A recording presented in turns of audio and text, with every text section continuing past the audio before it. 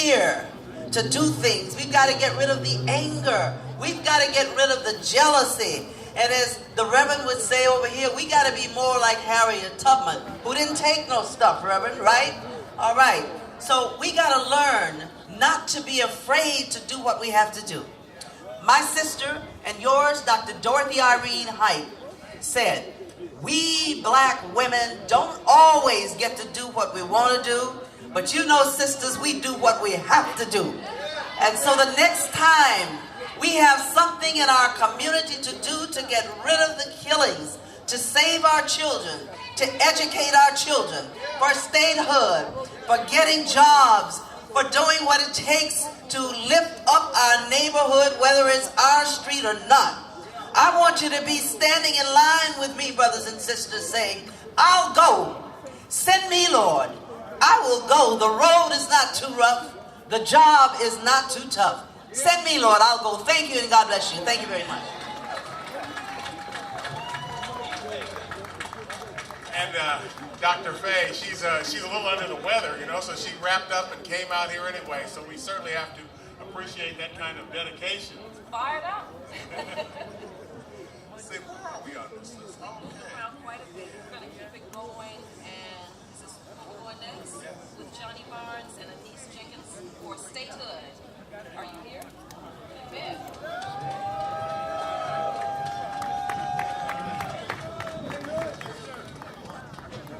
Can I call on all the statehood people to come up to really quickly to the stage? Really quickly, you know, we're on the radar. Everybody's talking about statehood. My name is Denise Jenkins. I'm president of Stand Up for Democracy in DC Coalition, otherwise known as Free DC. All right. Today we are here to honor and celebrate the Reverend Dr. Martin Luther King Jr. This year it is 50 years after Dr. Martin Luther King, A. Philip Randolph, Roy Wilkins, Dr. Dorothy Height, John Lewis, James Foreman, Whitney Young, and many thousands of others who believed in justice and equality joined as one to demand their rights as citizens of the United States of America. We are a people who built this country, enriched this country, fought in wars to defend this country, and we said we are citizens. We are citizens and we want our rights. We demand our rights. We will give the ultimate measure for our rights. And they did. They marched, they petitioned, they protested, they sued the government, and some even died in a peaceful pursuit. And some died by the barrel of a gun, including the Reverend Dr. Martin Luther King. As we stand here today, walking in peace, in King's honor, we demand our rights. In D.C., to full citizenship, to control our budget, to have full voting rights in the United States Congress. As long as we are federal, tax-paying citizens of this United States, we are not begging, we are demanding rights as our citizens of this country of America. We are demanding liberty, justice, equality, and freedom. Dr. King marched in peace, knowing that without justice, there can be no peace.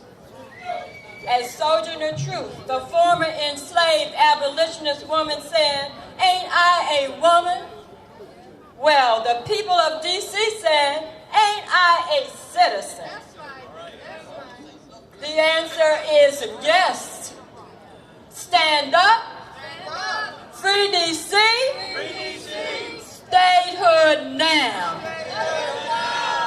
All right, thank you.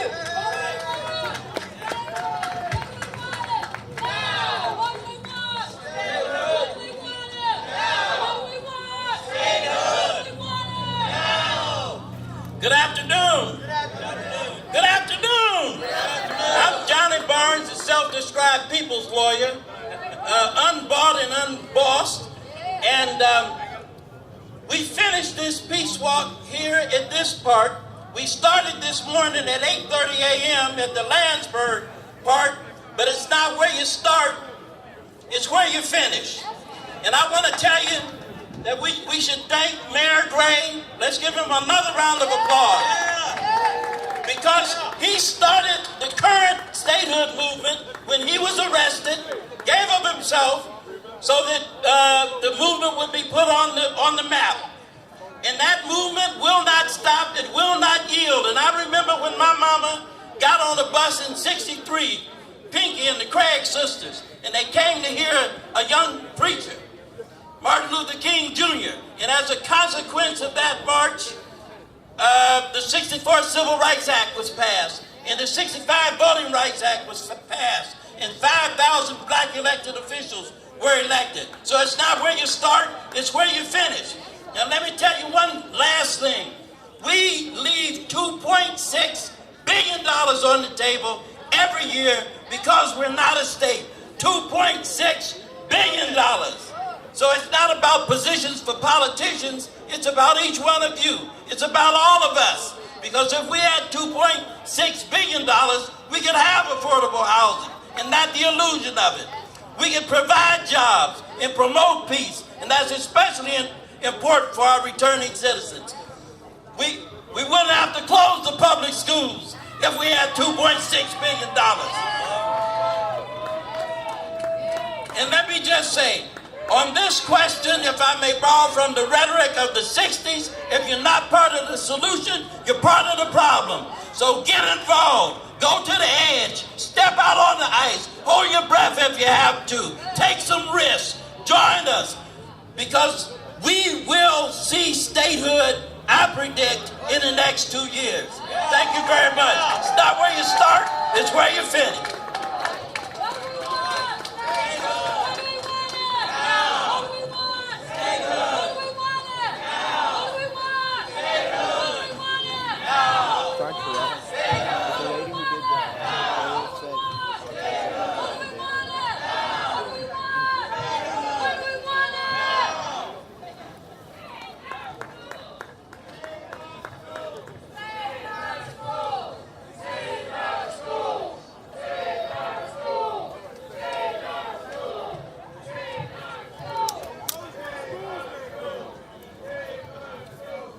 As I look out on the crowd, I see another one of our elected officials in the crowd. Our shadow representative, Nate Bennett Fleming. And I think, Nate, you grew up in this neighborhood. All right. Good evening, everybody. I couldn't hear you. Good evening, everybody. Well, let me start. Everyone, let's give a round of applause to yourselves. You guys are the last people out here. You guys are the true inheritors of Dr. King's dream. So give a round of applause to yourselves. As Sam said, I'm from this area. I'm representing Washington, D.C. as our U.S. shadow representative. I was just recently sworn in 2 weeks ago. I'm 28 years old. I'm a recent law school graduate, and currently I'm a professor at the University of the District of Columbia School of Law. Yeah, UDC, we got some firebirds in the house, don't we? All right. So I wouldn't be standing here if it wasn't for people like you. People who made Washington, D.C. a city of opportunity. And the reason I got involved in politics is because we have to make this a city of opportunity for the next generation. Don't we have to do that? Yeah. All right. But I'm not the only person that wouldn't be here today if it wasn't for some other people. President Barack Obama wouldn't have been elected if it wasn't for you. President Obama wouldn't have been elected if it wasn't for Dr. Martin Luther King and for the Civil Rights Movement and for that generation. So I want to leave you with one thought before I sit down today. Martin Luther King said that an individual doesn't begin to live until he rises above the narrow confines of their individualistic concerns onto the broader concerns of humanity. And that's what we have to do. We can't just care about ourselves, we have to care about each other because it's a team sport that we're in. So before I sit down, I want to leave you with a lesson from a team sport. Has anybody watched the Olympics before? The Olympics? All right. So you've seen a relay race before, haven't you? All right, so in running a relay race, you know the hardest part isn't running the race. The hardest part is passing the baton to the next person. So that's what we have to do. We have to pass the baton to the next generation. As Martin Luther King said, there is no deficit of human resources. There's only a deficit of human will. So let's be the human will. Let's do what we do today, every day. Let's do it as much as we can to make the way for the next generation. Thank you guys so much. God bless the District of Columbia. Okay, our shadow representative, Nate Bennett Fleming, who grew up in this neighborhood. And we've got a commercial announcement here from Lisa Shaw, one of the organizers of this event.